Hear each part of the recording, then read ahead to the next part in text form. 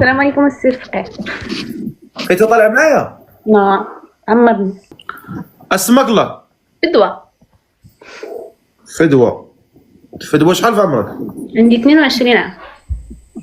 22 عام. فدوى 22 عام. فين ساكنه؟ تورينو. طورينو. اش كديري في الحياه؟ خدامة اش كتخدمي؟ كاسيرة كي داير هادشي؟ فاست فود بحال ماكدونالد ولكن ديال الكباب.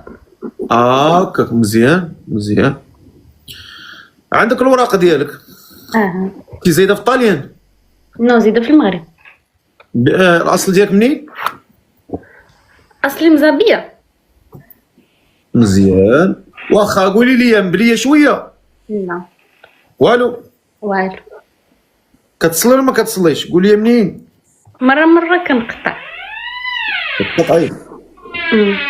واخا نقول لها هذا الباب هذا ما كانش عليها تحلو في هذا الوقت بالذات. هذيك يلا. هذا السيد اللي باغا تزوجي باش خصو يكون في عمره ما بينو وبين؟ ما يكونش فيه 35 وصافي. ابتداء مش من عمر. ما عنديش ديفرنس في العمر، المهم يكون بعقله وما يفوتش 35. ما يفوتش 35. ما يفوتش 35. واخا. فدوى 22 عام ساكنه في طورينو في ايطاليا وباغا تزوج. ما عمرك ما تزوجتي انت؟ نو. ما عمرك ما تصاحبتي ولا درتي داك التخربيق ديال التصاحب ولا؟ كتعرف شي واحد ومن بعد صافي كتسالي معاه. ما بقيتيش عزبه؟ كيفاش ما بقيتش عزبه. ويلي ضروري. ايوا راه التصاحب راه كيساوي الزنا. نعم. هنا في الطاليان هادشي اللي كاين. زعما واخا نتصاحبوا كنبقاو زعما شادين ريوسنا. هاكاك نتوما تتشدوا راسكم. بطبيعة الحال. سبيل مزيان خير. كنتي تشدي راسك مزيان. نشوفوا نشدوا راسنا شويه حتى حنا. علاش شدينا راسنا مزيان ما كاين باس. واخا ما كاين مشكل. باغا تزوج بشي ولد الناس ما يفوتش 35 عام.